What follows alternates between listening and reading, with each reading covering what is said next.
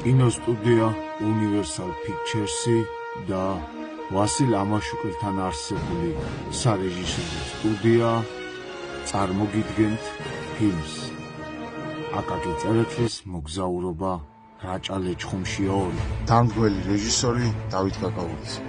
ფილმში მონაწილეობენ თამთა მამაგეიშვილი, ნინო კახობიძე,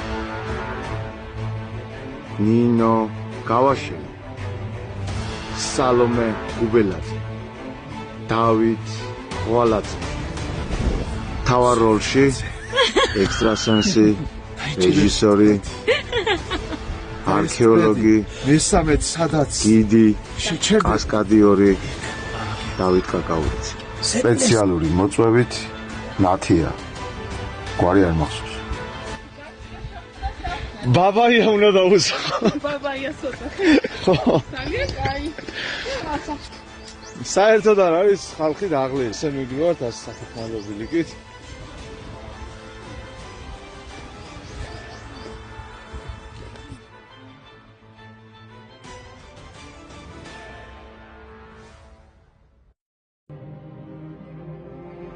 მოგესალმებით მეგობრებო. ჩვენ ახლა ვიმყოფებით 9 ჯვარზე. ტყიბულის მუნიციპალიტეტში. კერძოდ 9 ჯვარის მწვერვალზე, რომელიც ზღვის დონიდან 1569 მეტრზეა. იგი სიმწვანეშია ჩაფლული და ეკუთვნის ნაქერალას ქედს. ქედის უმაღლესი წერტილი ხვამლის მთაა. 9 ჯვარის თასაყრის წმინდა გიორგი სოფელ ძიროვანთან არის დაკავშირებული. კერძოდ კი სოფრომაძეების გვართან.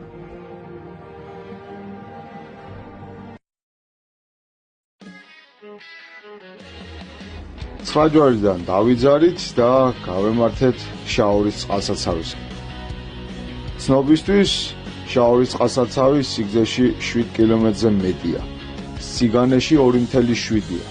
ხოლო მაქსიმალური სიღრმე 14,7-ია. იგი 2 ტბის, ხარისთვალასა და ძროხისთვალას შეერთებით წარმოიქმნა. კონკრეტულად ამ ტბებს ასაზრდოებდა მდინარე შაო.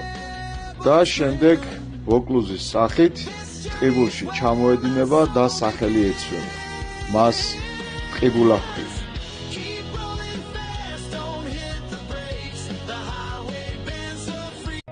შაორის წყალსაცავიდან ნიკორწმინდის წმინდა ნიკოლოზის სახელობის ტაძარში გავეშვით. იგი 1014 წლებში აგრად მესამე გაერთიანებული საქართველოს პირველმა მეფემ ააგო. წმინდა ნიკოლოზის ტაძარი ქართული მონუმენტური პლასტიკის ერთ-ერთი ბრწყინვალე და გამორჩეული ძეგლია. ჯვარ-გუმბათოვან ტაძარს მრავალი ბარელიეფი ამშვენებს. რაჭის ერისთავოს შექმნის შემდეგ, ანუ მე-10 საუკუნის მეორე ნახევრიდან მას დიდებული პატრონები კახაბერის ძეთა გვარი მფარველობდა. მოგვიანებით 1500-იან წლებში, როდესაც იმერეთის მეფე ბაგრატ მესამე გახდა, მას კიდევ ერთხელ სიცოცხლე შთაბერეს. მე-16 საუკუნეში პირველად მოიხადა ტაძარი. კიდევ ერთხელ განახლდა მისი ფრესკები, ხოლო მე-17 საუკუნეში ხელთავიდან მოიხადა. ნიკორწმინდიდან გამოგზავრების შემდეგ გზა პირდაპირ მრავალძალის წმინდა გიორგის ეკლესიისკენ განაგრძო.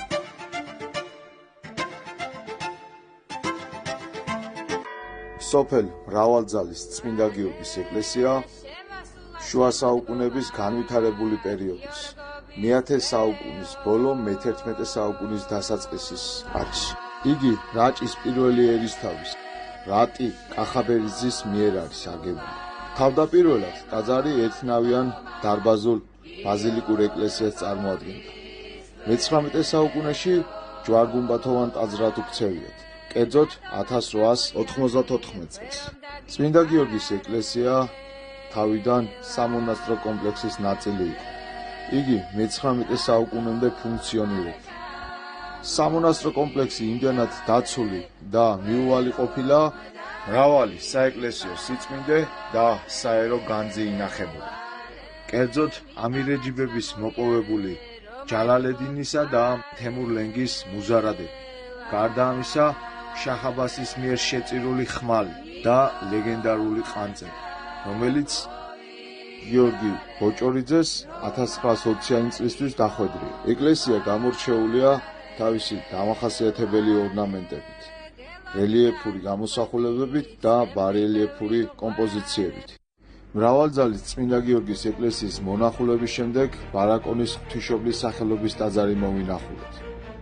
სოფელ წესთან ახლოს მყოფი ღვთისმშობლის სახელობის ტაძარი ორ მდინარეს შორის შესართავთანაა აგებული.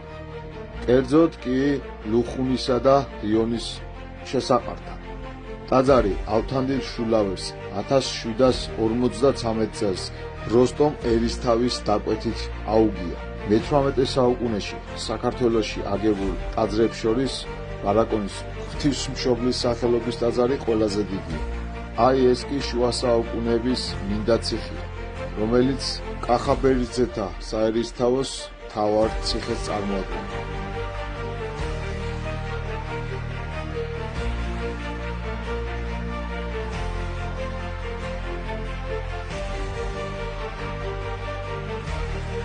რაჭის მონახულების შემდეგ გადავინაცვლეთ ლეჩხუმში.